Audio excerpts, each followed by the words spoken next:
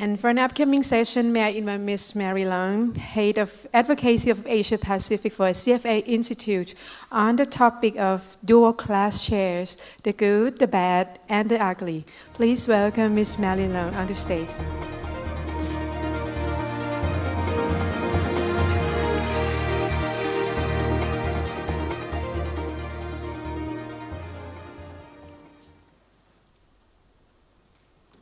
Good afternoon, ladies and gentlemen.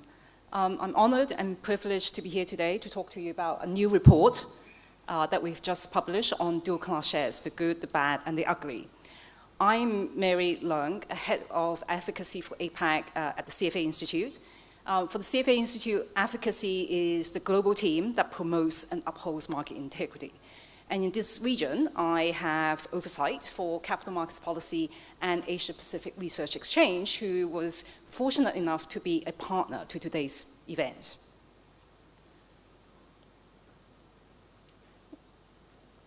So I'm going to start off with this theater plaque, because when we started researching on the issue of dual-class shares in Asia, we thought that it's like a new show that's coming to a theater near you.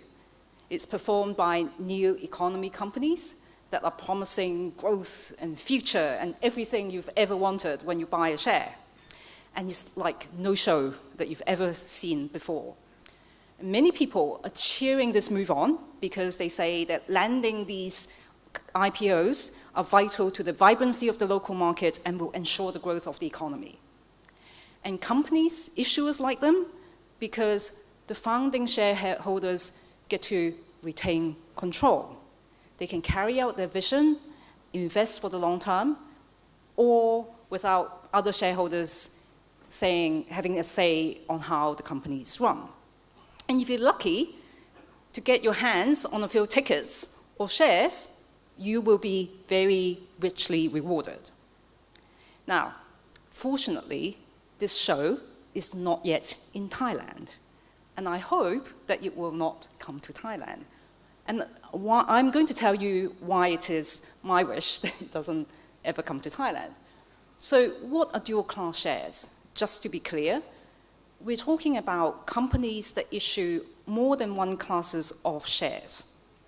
Some classes of shares will give you super voting rights, and these super voting rights will give control to a small number of people. That control is disproportionate to the equity they own in the company. So on the left-hand side of this slide, you will have the founders or insiders. They have 51% of equity and 51% of voting, and they control the company. Everyone else would own 49% of equity and 49% of voting. And that's what we call a classic one share, one vote structure. On the right-hand side, you have dual-class share structures. And you'll be surprised to know that in a dual-class share structure, those with super voting rights can control the company even when they own as little as 10% of equity. So assuming that these super voting right shares will give the founders or the controlling shareholder 10 votes per share, i.e. for each share they own, they have 10 votes. They only need 10% to control 52% of the voting. Is that fair? What is right and wrong about dual-class shares? And I think this quote from Andrew Hill, the management editor of the Financial Times, encapsulates it quite succinctly. It is very ambiguous. The advantage of a dual-class share structure is that it protects entrepreneurial management from the demands of shareholders. The disadvantage of a dual-class share structure is that it protects entrepreneurial management from the demands of shareholders. Proponents like this structure because of control and long-term and giving the founding shareholder a free rein to do whatever they like with the company. But opponents hate it because it entrenches that management. It insulates them from the disciplinary forces of the market. And when you have a low equity shareholding and high control that's completely out of proportion, serious distortions arise, because those managers may actually make decisions that are beneficial to themselves, but not to the public shareholders. And even if they make a bad decision, guess what? Their pain is limited because they only own a very small slice of equity in the company. So just to recap on the arguments for and against dual-class shares.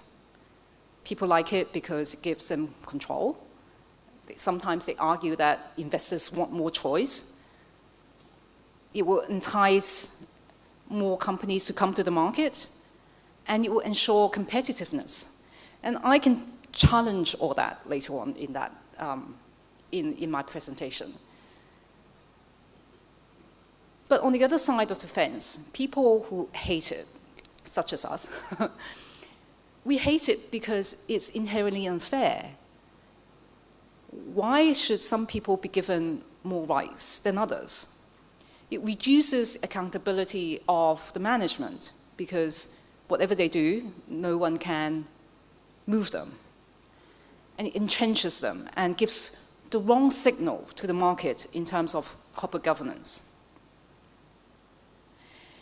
The reason why we undertook this study was because around the region, many markets have been contemplating and have actually introduced rules that will allow dual-class share IPOs in their markets. And if we think about just who benefits from a structure like this, apart from the issuers and the founding shareholders, you'll find that actually quite a few stock exchanges would benefit if this does lead to a larger number of IPOs. This is a slide that shows a selection of stock exchanges around Asia Pacific. And you can tell that a number of these are commercial for-profit organizations. And therefore, landing IPOs, ensuring that there are a consistent stream of trading revenues is important to them. So this year, we saw that 2 of these markets opened the doors to dual-class share IPOs, the first one being Hong Kong, and the second one being Singapore.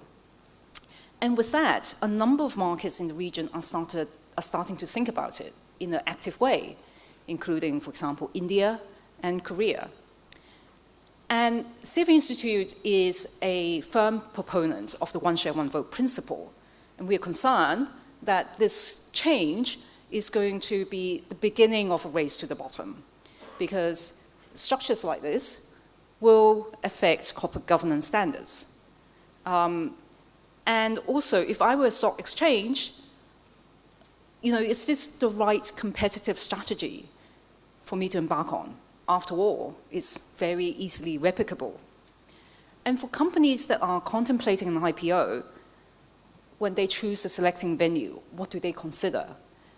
Liquidity, premium, credibility, whether that stock exchange has a track record of upholding shareholder rights. And a lot of these things may be outside of the direct control of the stock exchange. But one thing they can compete on are on the rules. And we're already seeing trends that stock exchanges are competing just on the rules. And it's a very difficult balance. There's always tension between business development and upholding a high standard. And we caution that if this goes on, then it's a race to the bottom in terms of governance standards. Now, I get asked a lot, given that Hong Kong and Singapore have changed the rules this year. So they're asking me, well, look, who's coming out on top of this IPO game? And on this slide, I've shown some selected IPOs in 2018 in the hotly contested area of PRC tech firms. Now, as we all know, competition is a key argument for allowing dual-class share IPOs. And since the rules were changed this year, in Hong Kong, we have seen 2 such IPOs, one called Xiaomi, which is a PRC handset maker, and the other, Meituan Dianping, which is an online delivery service platform. The two companies together actually raised quite a bit of money. They raised $9 billion at the time of the IPO together. But since then, the share prices have disappointed, even before the current market rout.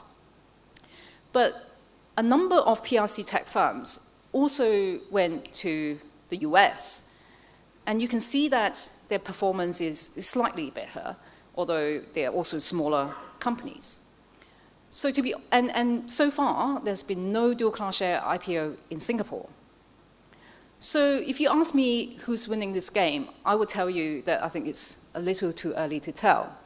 Now, the IPO pipeline is a function of many factors, with valuations having taken a beating and technology stocks seemingly falling out of favor.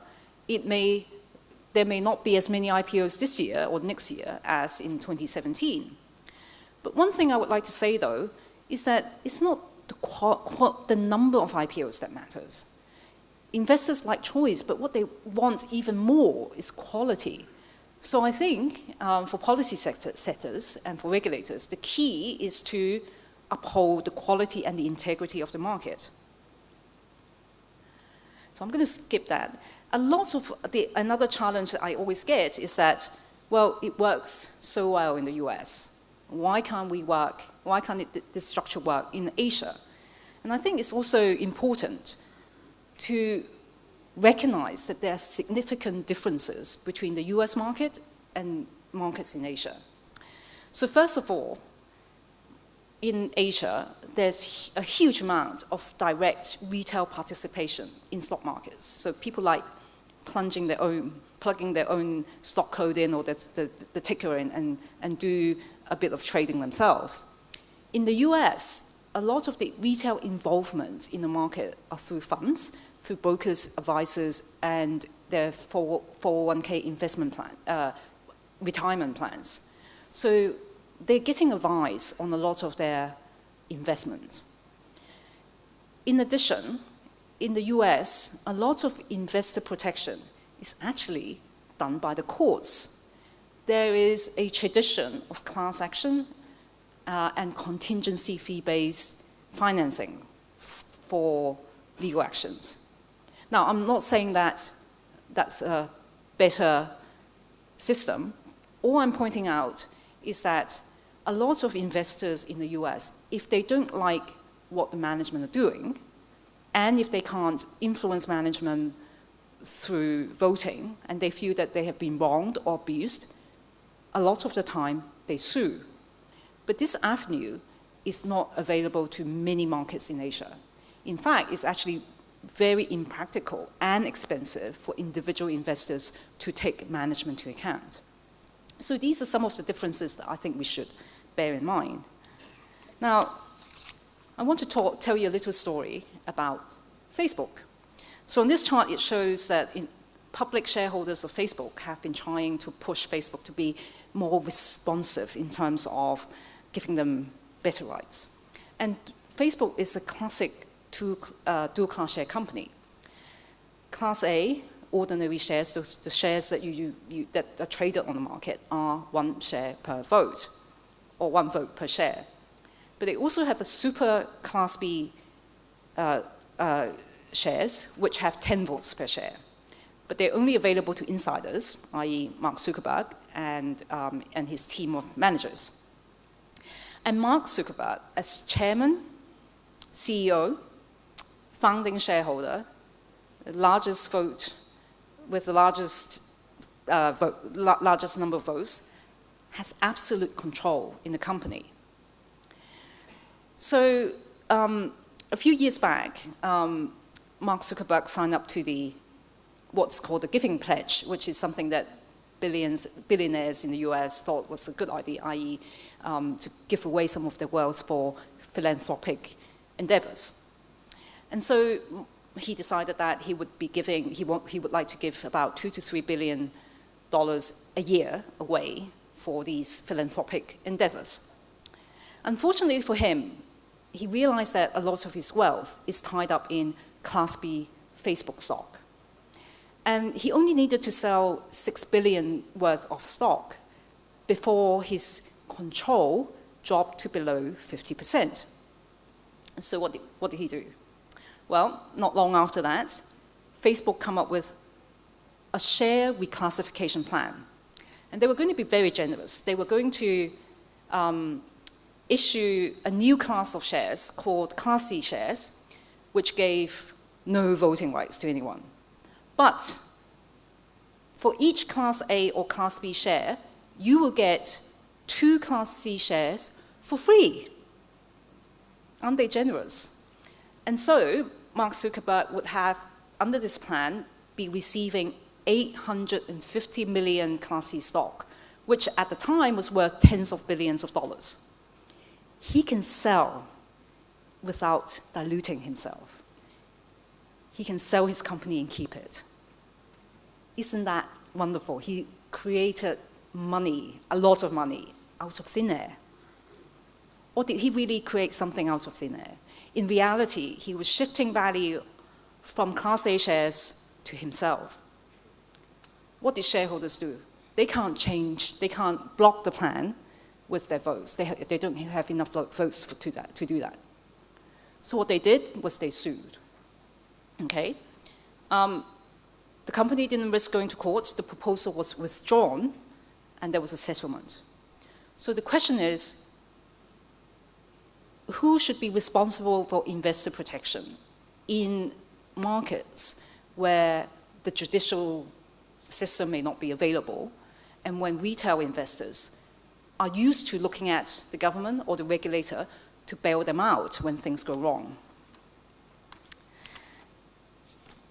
So I'm running out of time, so I'm going to go quickly to the last, the penultimate section. So in our report, we look at the various forms of protection that an investor can have in a world where all these non-standard corporate governance structures are becoming more and more prevalent. Now, whether or not one buys these shares remain an individual choice, and I think most investors are pragmatic, and they will look for value, and if they think that something offers them value, they will buy it. But as smart investors, I think we need to all become more savvy in terms of what we're buying into and make sure that we're doing enough due diligence before we buy it.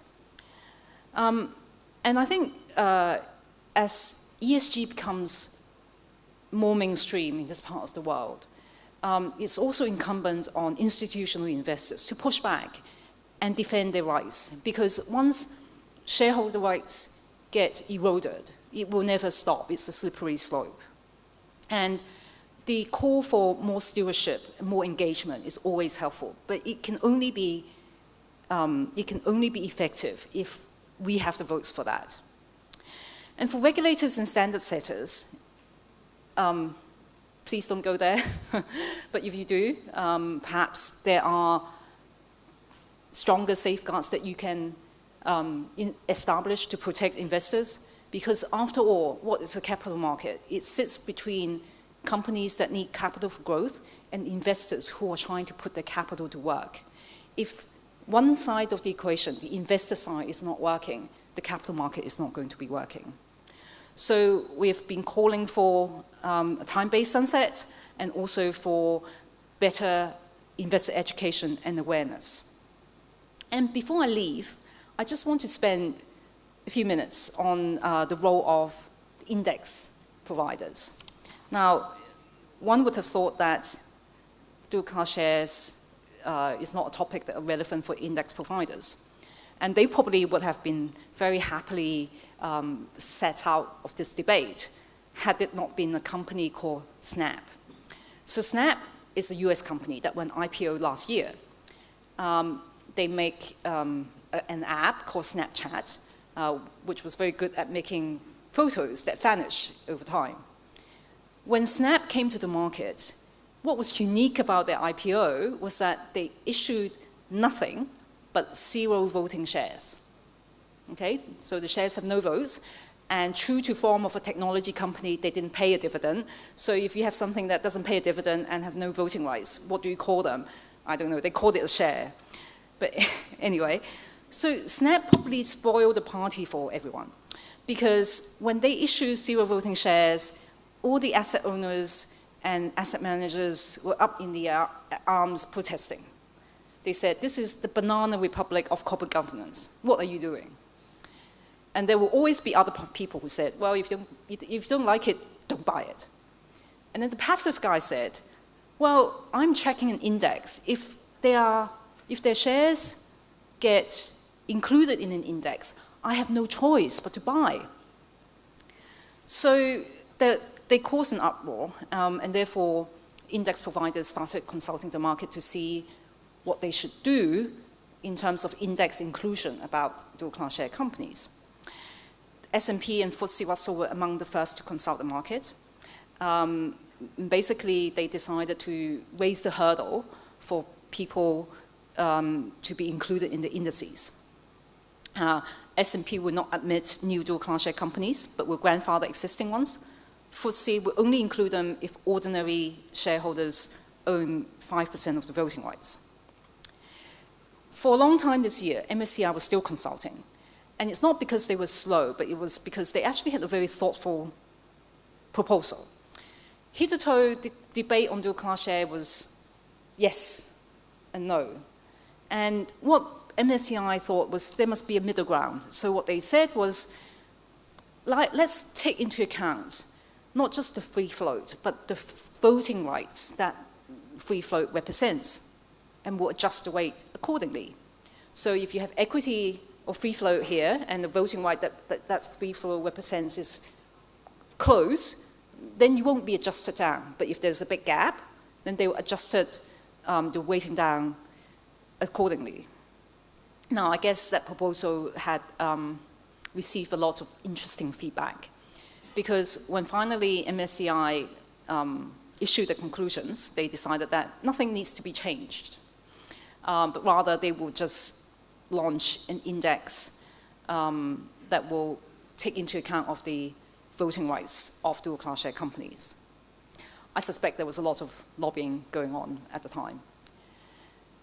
So this is the 25-minute primer on the report. The report is available at the ARX booth outside. I can carry on talking for a lot longer on dual-class shares, but I'm sure you want to learn about from other interesting speakers this afternoon. But this is our infographic which shows the conclusions of our report, and you can download the report online. Ladies and gentlemen, thank you very much for your time, and I look forward to engaging with you later on. Thank you.